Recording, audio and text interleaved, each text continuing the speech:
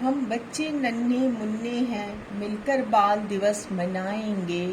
हम नाचेंगे और गाएंगे, फिर मिलकर मौज उड़ाएंगे। माँ के आंचल में छिप जाएंगे, फिर मीठी लोरी सुन पाएंगे। पापा की मीठी बातों से सीखेंगे, फिर जीवन को महकाएंगे, फिर जीवन को महकाएंगे। सुप्रभात बच्चों। इन्हीं पंक्तियों के साथ मैं आज के हिंदी सत्र की शुरुआत करती हूँ। आज का पाठ 7 बाल दिवस आप लोग अब करने जा रहे हैं अभ्यास का प्रश्न, जिसमें आप लोग अशुद्ध वर्तनी को शुद्ध करेंगे, कुछ वर्ग पहेली भी सुलझाएंगे और आप लोग नुक्ता वाले शब्दों का प्रयोग देखेंगे और उससे संबंधित अभ्यास कार्य करेंगे। साथ में बाल दिवस क्यों मनाया जाता है बच्चों? बाल दिवस हम लोग चाचा नेहरू के जन्म दिवस को बाल दिवस के रूप में मनाते हैं।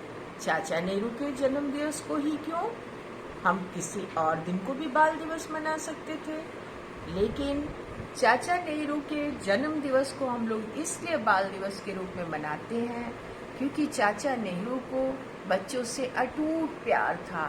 वो बच्चों को बहुत ज़्यादा प्यार करते थे और प्यार से बच्चे उन्हें चाचा नेहरू कहते थे। इसलिए उन्होंने अपने जन्मदिन को समर्पित किया था बच्चों के लिए, बच्चों के नाम, और तब हम लोगों ने बाल दिवस के रूप में उनके जन्मदिन 14 नवंबर को हर वर्ष मनाना शुरू कर दिया था। जैसे हम लोग शिक्षक दिवस किसके नाम पर मनाते हैं? सर्वपल्ली राधाकृष्णन जी के जन्म दिवस के अवसर पर हम लोग शिक्षक दिवस मनाते हैं। क्यों? क्योंकि वो एक महान शिक्षाविद थे, एक महान व्यक्ति थे, और इसलिए हम लोग उनके जन्मदिन को शिक्षक दिवस के रूप में मनाते हैं और चाचा नेहरू के जन्म दिवस को बाल दिवस के रूप में मनाते हैं।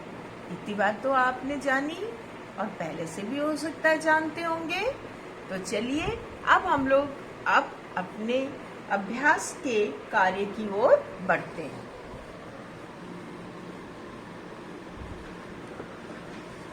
पाठ अभ्यास 7 बाल दिवस। प्रश्न संख्या 1, पाठ बाल दिवस के आधार पर दिए गए शब्दों के शुद्ध रूप लिखिए। शुद्ध रूप लिखिए मतलब ये सारे शब्द जो आपके भाषा माधुरी के बाल दिवस पाठ से लिए गए हैं, इनमें कहीं न कहीं कोई गलती छिपी हुई है। आपको उसे पहचान कर उस गलती को सुधारना है। इसी को हम व्याकरण की भाषा में क्या कहते हैं? वर्तनी शुद्ध करना। ठीक है?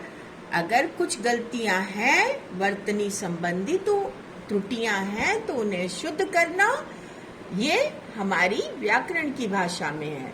यहाँ पर हम क्या कर रहे हैं? दिए गए शब्दों का शुद्ध रूप लिखेंगे। जैसे जंगल। अब जंगल आप लोग देखिए बच्चों, यहाँ पर छोटी छोटी चीजों की गलती आपको दिखेगी। जैसे पहला शब्द आप देखिए जंगल। जंगल में आप कैसे, क्या चीज छूट गया है? जंगल में ऐसे दिया हुआ है, ठीक है? यहाँ पर क्या चीज छूटा है? अनुस्वार। तो आपने पहला शब्द सुधारा। फिर देखिए साफ, ये आपकी भाषा अभ्यास में दिया हुआ है। और यहाँ पे क्या छूटा है? आप तो कहेंगे मैम साफ तो मैंने सही लिखा। नहीं, यहाँ नुक्ता छूटा है, ठीक है? फिर उसके बाद यहाँ पर लिखा है, आपके भाषा अभ्यास में लिखा है मसत। मसत तो कोई शब्द नहीं है, बल्कि इसको आप सुधार के क्या बनाएंगे? मस्त। ठीक है बच्चों? फिर चौथा शब्द घ है जिराफ। और यहाँ पर जिराफ आपके अभ्यास में ऐसे लिखा है, लेकिन आपका नुक्ता यहाँ पर नहीं लगा है, तो आप नुक्ता लगा लेंगे। फिर यहाँ पर सबल लिखा है, सबल। हाथी राजा को क्या करने के लिए खरगोश ने कहा था? संभल। यहाँ पे अनुनासिक का चिन्ह, चंद्र बिंदु, ठीक है। फिर है आपकी बुक में क्या लिखा है? पयाऊ। ये रॉन्ग है, ये क्या शुद्ध होगा? प्याऊ। प्याऊ पे कौन पानी पिला रहा था? खरगोश। फिर उसके बाद अभ्यास में क्या शुद्ध करने के लिए लिखा है? जिंदगी। लेकिन एक चीज को छूटी हुई है, शायद आप भी समझ गए होंगे, ये नुक्ता। नुक्ता हमेशा कहाँ लगता है? इस नीचे। इसको क्या कहते हैं? तल बिंदु भी कहते हैं। अब उसके बाद आपके अभ्यास में दिया हुआ है अड़हंगी। अड़हंगी कौन सा शब्द है? ये तो कोई शब्द नहीं होता, तो ये रॉन्ग है। इसको कैसे आप बनाएंगे? अड़ंगी। अड़ंगी माने रुकावट, ठीक है। और फिर उसके बाद आपकी अभ्यास में क्या दिया हुआ है? नमस्कार। ये ऐसे दिया है, ये नहीं सही है, इसको सुधारेंगे और क्या करेंगे? ये संयुक्त होगा किसके साथ? क के साथ, और बनेगा नमस्कार। संयुक्त माने जुड़ेगा, ये आधा स, ठीक है। ये रॉन्ग है, ऐसे हो जाएगा। फिर जयादा। जयादा तो कोई शब्द नहीं होता। आप बोलेंगे मैम यहाँ तो कोई गलती नहीं दिख रही, यहाँ नुक्ता है लगा हुआ, तब क्या गलती है? हाँ गलती है, क्योंकि ज जो है ये संयुक्त होगा या से और बनेगा ज्यादा। यहाँ पे भी संयुक्त हो रहा है, ठीक है बच्चों। तो इस तरह से आपने देखा कि शुद्ध वर्तनी कैसे हमने आपके साथ मिलकर ठीक की, अशुद्ध वर्तनी को कैसे ठीक किया, ठीक है बच्चों। चलिए अब हम लोग पाठ की तरफ चले। एक बात ध्यान रखिएगा कि अगर वर्तनी शुद्ध करने के लिए आता है तो एक नुक्ता की गड़बड़ी, एक अनुस्वार चिन्ह की गड़बड़ी, एक अनुनासिक चिन्ह की गड़बड़ी आपने यदि कर दी तो पूरा नंबर कट जाएगा, क्योंकि वहां तो कुछ गलतियां हैं, उसे सुधारने के लिए ही आपको कहा गया और आपने वो ही नहीं सुधारा बल्कि और गलती ही कर दी, तो कैसे नंबर मिलेगा। इसलिए एकदम ध्यान से कहाँ पर कौन सा बिंदु लगाना है, कहाँ पर नुक्ता लगाना है, सब कुछ ध्यान रखिएगा, ठीक है बच्चों। नुक्ता तो आपको याद होगा, फिर से एक बार मैं आपको रिवाइज करा दूं। नुक्ता अरबी फारसी के शब्दों में लगाया जाता है, ठीक है। वो शब्द जो कि हमारे हिंदी भाषा में आगत शब्द के रूप में आए, उनमें अरबी फारसी के शब्द भी हैं। अरबी फारसी के शब्दों में ही प्रायः नुक्ता लगाया जाता है। आप लोगों को ज और फ में नुक्ता चिन्ह लगाकर अनेक शब्दों का प्रयोग देखने को मिलता है आपकी कक्षा में। अभी आप इस पाठ में भी देखेंगे और पढ़े भी आपने भाषा माधुरी में ज और फ के नुक्ता वाले शब्द। नुक्ता वाले शब्द का जब हम उच्चारण करते हैं तो मुंह से हवा अधिक और थोड़ा धीरे धीरे और दबाव के साथ निकलती है। जैसे उच्चारण आप भी करिए, ज फ, जबकि आप साधारण ज बोलेंगे तो आप दूसरी तरह से उच्चारण कर रहे हैं। ज ध्वनि का उच्चारण अलग से कर रहे हैं आप, अलग तरह से। फ जो हम लोगों की हिंदी वर्णमाला का फ है, फल जैसे फल, लेकिन अगर हम फौजी बोलेंगे, फौजी माने सिपाही, तो देखिए दूसरी तरह से उच्चारण कर रहे हैं। तो उच्चारण पे बहुत ध्यान देने की जरूरत है नुक्ता वाले शब्दों की, तभी हम सही लिख पाएंगे। ठीक है बच्चों। और केवल ना उच्चारण सही करना बल्कि सही उच्चारण को समझना भी है, तभी आप श्रुतलेख के शब्द भी सही लिख पाएंगे या वर्तनी सुधार पाएंगे और शुद्ध लिख पाएंगे। ठीक है बच्चों, तो चलिए हम लोग आप दूसरे प्रश्न की ओर बढ़ते हैं। और दूसरा प्रश्न है, नीचे दिए गए शब्द जाल में से जानवरों के नाम ढूंढकर लिखिए। शब्द जाल, जैसे मकड़ी का जाल होता है ना, वैसे यहाँ शब्द का जाल है। और यहाँ से कौन झांक रहा है? जिराफ। और यहाँ से गाय, दोनों झांक रहे हैं। और अपने साथ में क्या ले रखे हैं? बहुत सारे जानवरों के नाम। चलिए तो ढूंढते हैं हम लोग।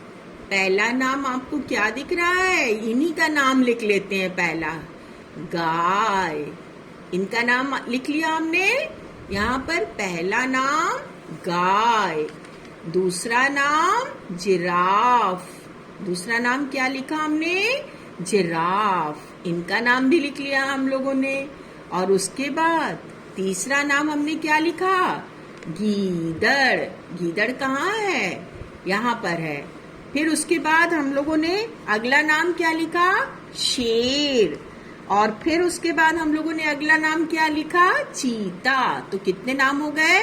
गाय, फिर यहाँ पर जिराफ 2, फिर यहाँ पर गीदड़ 3, फिर यहाँ पर शेर 4, फिर यहाँ पर चीता 5, और फिर बंदर। बंदर मामा पहन पजामा। यहाँ पर फिर हम लोगों ने बंदर लिखा, फिर हम लोगों ने हाथी लिखा, और फिर हम लोगों ने खरगोश लिखा। इस तरह से टोटल कुल कितने शब्द हो गए आपके? 8 शब्द, 8 जानवरों के नाम। ठीक है बच्चों, क्या क्या नाम हुए? एक गाय, दूसरा जिराफ, और तीसरा गीदड़, चौथा शेर, पांचवा चीता, और छठा बंदर, और सातवां हाथी, और 8वां खरगोश। इतना तो आप लोग समझ ही गए होंगे। इतनी बात आपके समझ में आई होगी बच्चों। अब हम लोग अगले प्रश्न की ओर चलते हैं। बहुत ध्यान से देखिएगा। आपको इसमें जो वर्ग पहेली दी हुई है या शब्द पहेली, शब्द जाल, उसमें भी आपको निशान लगाना है जानवरों के नाम पर, और नीचे सुंदर सुंदर लिखना भी है। चलिए अब हम लोग अगले पेज पे चलते हैं। प्रश्न संख्या 3, दिए गए चित्रों को देखकर उनके वे नाम लिखिए जिनमें ज व ज, यहाँ पर कट गया है, आप घबराइए नहीं, यहाँ पे ज लिखा है। ठीक है, ज व ज वाले अक्षर आए हों। अब पहला आप अपनी अभ्यास में देख लीजिए, जो कटा हुआ है वो समझ में आ जाएगा आपको, और कहीं कोई कमी नहीं, बस यहीं पे ज है नुक्ता वाला। ठीक है, अब जैसे पहला आपको क्या दिख रहा है? कमीज। कमीज, कमीज में आप क्या लिखेंगे? पहले में आप क्या लिखेंगे प्यारे बच्चों? ध्यान इधर। पहले में आप क्या लिखेंगे? कमीज। कमीज में ज का प्रयोग हुआ है, नुक्ता वाला। फिर दूसरे में आप क्या है? दूसरा चित्र किस चीज का है? जूते। एक जूता नहीं है, 2 है ना, तो यहाँ पर ज का प्रयोग हुआ है। ठीक है, और तीसरा, एक बच्चा सूर्य भगवान की पूजा कर रहा है ना, तो यहाँ पर आप लिखेंगे सूरज। ठीक है, यहाँ भी ज का प्रयोग हुआ है। ठीक है, और आप जगना भी लिख सकते हैं, यहाँ पर जागरण भी लिख सकते हैं, लेकिन सूरज ज्यादा सही लग रहा है तो हमने सूरज लिखा है। और फिर उसके बाद बैंगन राजा, मूली, टमाटर, बहुत भिंडी और गोभी, बहुत सारी सब्जियां, आलू वगैरह हैं। तो इन सारी सब्जियों के अलग अलग नाम हम नहीं लिखेंगे, बल्कि सबका मिला जुला कर एक बार में हम बोलेंगे सब्जी। यहाँ पर हमने नुक्ता वाले ज का प्रयोग किया, दिख रहा है बच्चों। उसके बाद ज का प्रयोग है, सामने बहुत घने पेड़ दिख रहे हैं तो ऐसा प्रतीत होता है मानो जंगल है, ठीक है। और प्लेट में क्या रखी है, गर्मा गरम जलेबी। तो यहाँ पे किसका प्रयोग है, ज का। फिर आगे एक व्यक्ति क्या कर रहा है, नमाज पढ़ रहा है। क्या पढ़ रहा है, नमाज, ठीक है। और उसके आगे एक कैदी कहाँ बंद है, जेल में। यहाँ पर ज का प्रयोग। तो आपने देखा पहले में ज का प्रयोग, दूसरे में ज का प्रयोग, और तीसरे में ज का प्रयोग, और चौथे में ज का प्रयोग, पांचवें में आपको ज का प्रयोग, छठे में ज का प्रयोग, सातवें में ज का प्रयोग, और आठवें में ज का प्रयोग देखने को मिला। प्यारे बच्चों, अभी आप लोगों ने नुक्ता वाले ज और साधारण नुक्ता वाले ज और साधारण ज वाले कुछ शब्द देखे और अंतर आपको समझ में आ गया होगा। इतनी बात आपके समझ में आई। अब हम लोग अगले प्रश्न की तरफ। एक बात ध्यान दीजिए बच्चों कि नुक्ता वाले शब्द और साधारण नुक्ता वाले ज वाले शब्द हों या फ वाले शब्द हों, या जो भी नुक्ता लगे वर्णों के उपयोग वाले शब्द होते हैं, उनके अर्थ में अंतर होता है। ये मैंने पिछली कक्षा में भी बताया था, फिर से ये जान लीजिए। अभी हम लोग उसी अंतर को समझकर अगला रिक्त स्थान भरेंगे। जैसे सजा और सजा। सजा माने संवारना या सजाना या सजावट, ठीक है। जैसे मैंने अपनी अलमारी सजा दी, तो सजा दी।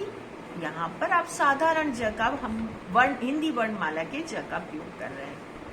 लेकिन अगर हम कहें कैदी को सजा मिली, सजा माने दंड, तो दोनों में कितना अंतर आ गया।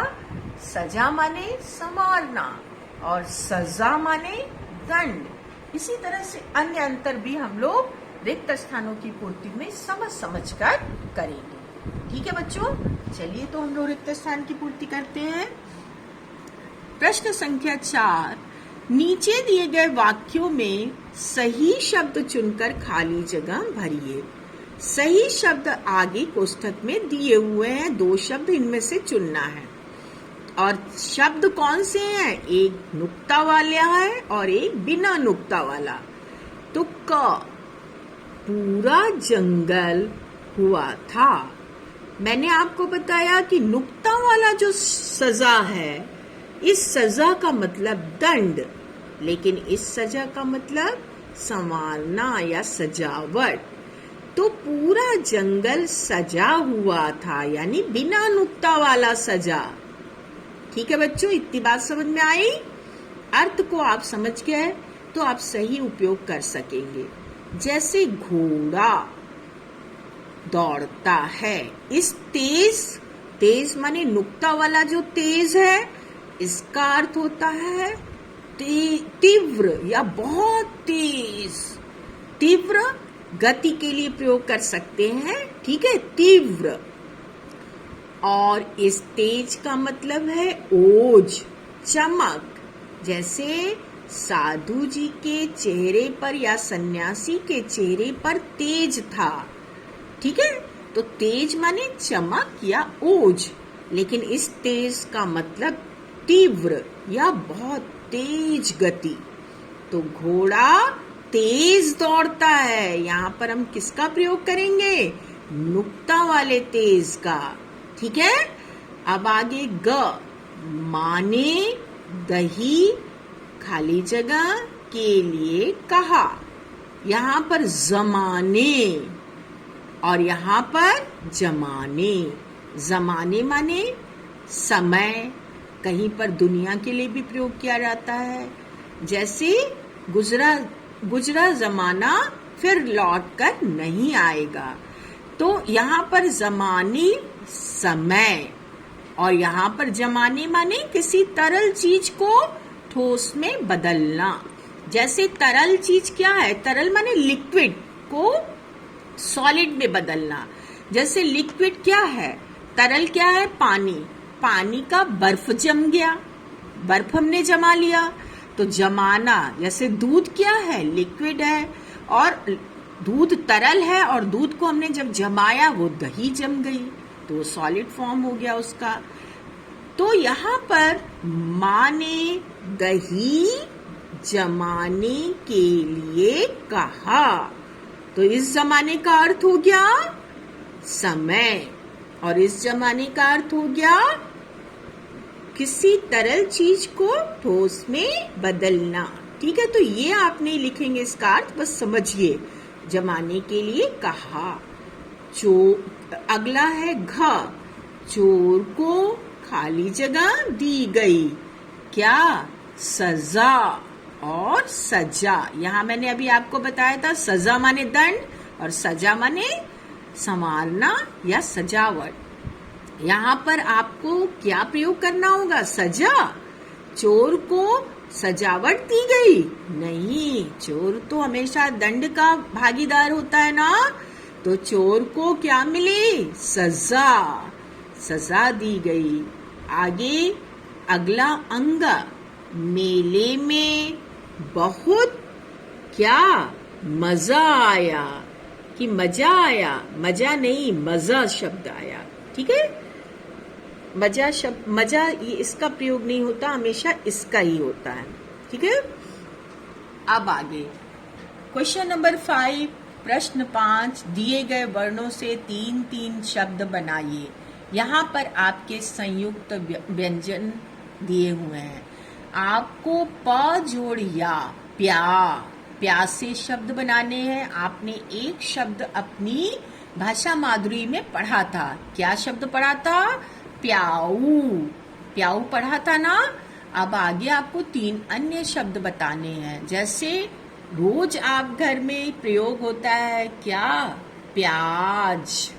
प्याज खाते ना, ज में नुक्ता लगेगा बच्चों, प्याज।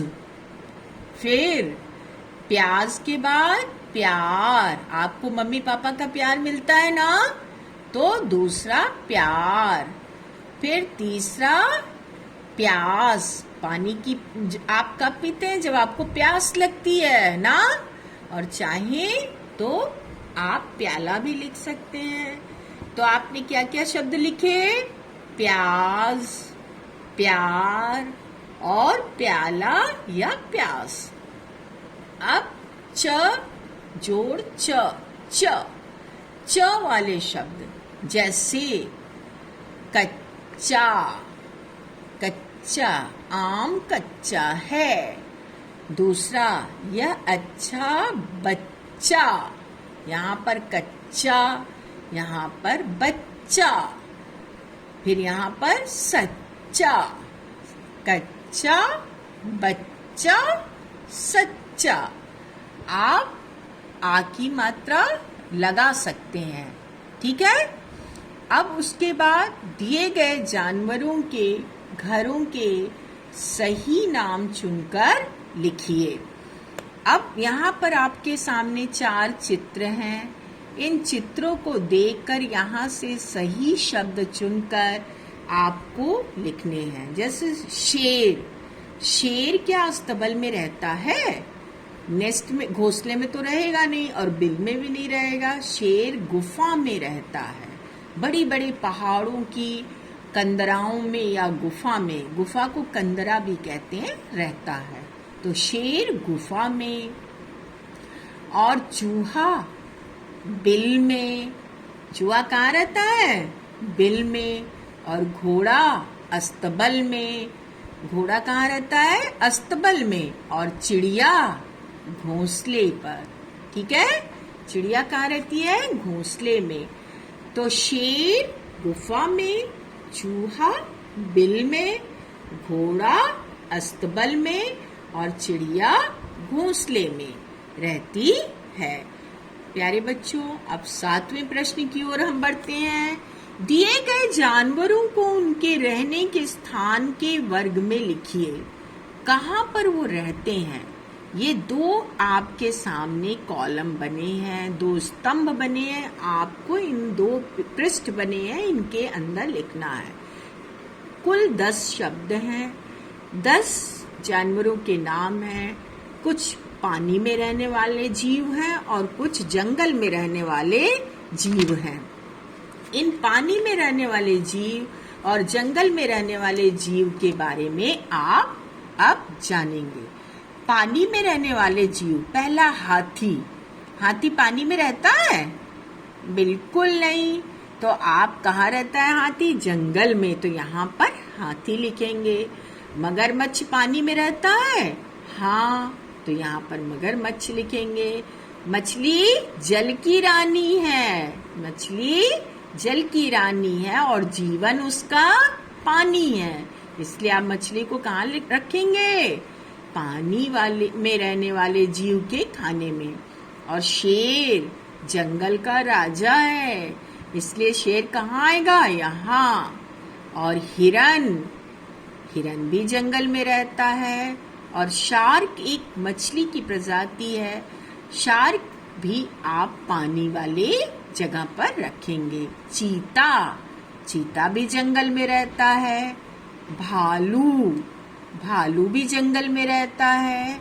और वेल, वेल कहाँ रहती है? ये भी एक बहुत विशालकाय मछली है, ये कहाँ रहती है? ये पानी में। और डॉल्फिन भी पानी में। डॉल्फिन मछली का करामात तो आप लोग देखते होंगे कभी वीडियो वगैरह में, कभी टीवी पर, कैसे उछल कूद मचाती है। ठीक है बच्चों, तो हमने यहाँ क्या क्या रखा? मगरमच्छ, शार्क, व्हेल, मछली और डॉल्फिन। और यहाँ क्या क्या रखा? हाथी, शेर, हिरन, चीता, भालू। प्यारे बच्चों, अब हम लोग अगले पृष्ठ की ओर चलते हैं। अगला पृष्ठ है बाल दिवस से संबंधित प्रश्न संख्या 8। बाल दिवस से संबंधित प्रश्नों के उत्तर लिखिए। शुरू में ही मैंने इनका परिचय दिया था। ये चाचा नेहरू हैं, भारत के प्रथम प्रधानमंत्री, और इन्हें बच्चों से बेहद प्यार था, इसलिए इनके जन्म दिवस को हम लोग बाल दिवस के रूप में मनाते आ रहे हैं। 14 नवंबर को इनका जन्म दिवस है, उसी दिन हम लोग बाल दिवस मनाते हैं। ठीक है बच्चों, अब इन्हीं से संबंधित कुछ प्रश्न यहाँ पर हैं, जिनका उत्तर हमें एक वाक्य में लिखना है। क, हमारे देश में बाल दिवस कब मनाया जाता है? हमारे देश भारत में, हमारे देश का नाम क्या है? भारत। हमारे देश भारत में बाल दिवस 14 नवंबर को मनाया जाता है। ठीक है, 14 नवंबर को मनाया जाता है। ख, बाल दिवस क्यों मनाया जाता है? बाल दिवस चाचा नेहरू के जन्म दिवस को हम लोग बाल दिवस के रूप में मनाते ना, तो क्यों मनाते हैं? चाचा नेहरू को बच्चों से बेहद लगाव था, या बच्चों से वे बहुत प्यार करते थे, इसलिए उनके जन्म दिवस को बाल दिवस के रूप में मनाया जाता है। अब तीसरा प्रश्न, बच्चे श्री जवाहरलाल नेहरू को प्यार से क्या बुलाते थे? बच्चे क्या बुलाते थे? चाचा नेहरू। तो बच्चे श्री जवाहरलाल नेहरू को प्यार से चाचा नेहरू बुलाते थे। अब अगला और अंतिम प्रश्न घ है, चाचा नेहरू का प्रिय फूल कौन सा था? चाचा नेहरू का प्रिय फूल कौन सा था बच्चों? चाचा नेहरू का प्रिय फूल था गुलाब, जिसे वो अपने अचकन में लगाते थे। अचकन माने जो वो शेरवानी जैसा एक लंबा कोट पहनते थे, उसमें वो लाल गुलाब हमेशा लगाते थे। लाल गुलाब उनकी पहचान बन गई थी। तो यहाँ पर प्रश्न किया गया है कि चाचा नेहरू का प्रिय फूल कौन सा था? तो चाचा नेहरू का प्रिय फूल था लाल गुलाब। अब आखिरी प्रश्न की तरफ हम लोग चलते हैं, जिसमें आपको उचित मिलान करना है। उचित मिलान भी आपको अर्थ के साथ करना है, शब्दों के, समानार्थी शब्दों के, समान अर्थ वाले शब्दों का उचित मिलान करना है। दिए गए शब्दों को उनके समान अर्थ वाले शब्दों से मिलाइए। जैसे जल, जल किससे मिलेगा? पानी। और क्या कहते हैं जल को? नीर। ठीक है। और उदक, सलिल, बहुत सारा नाम है जल का। और जंगल, जंगल को आप किससे मिलाएंगे? वन से, कानन से। और विपिन भी होता है जंगल का पर्यायवाची। ठीक है। अब उसके बाद जानवर, जानवर का पशु, जानवर को हम किससे मिलाएंगे? पशु से। और उसके बाद जमीन, जमीन को किससे मिलाएंगे हम लोग? धरती, धरा। ठीक है। अब उसके बाद पेड़, पेड़ को वृक्ष तरु से मिलाएंगे। तो जल को पानी से, जंगल को वन से, जानवर को पशु से, और जमीन को धरती से, और पेड़ को वृक्ष से। इसी के साथ बच्चों आज का आपका प्रश्न 1 से 9 तक का अभ्यास कार्य पूर्ण हुआ और पाठ 7 भी पूर्ण हुआ। पाठ 7 में आपने क्या क्या सीखा? नुक्ता वाले शब्द, चाचा नेहरू का संक्षिप्त परिचय, और अशुद्ध वर्तनी को शुद्ध कैसे किया जाता है, और शब्द जाल पढ़े। आप लोगों ने ऐसे अनेक प्रश्न पढ़े, समझे और किए। अगर फिर भी कुछ ना समझ में आया हो तो अभी सत्र के दौरान आप पूछ लीजिएगा। ठीक है बच्चों। तो फिर हम लोग इसी के साथ आज अपना सत्र समाप्त करते हैं। खुश रहिए, खूब खूब खुश रहिए और खूब खुश रहिए।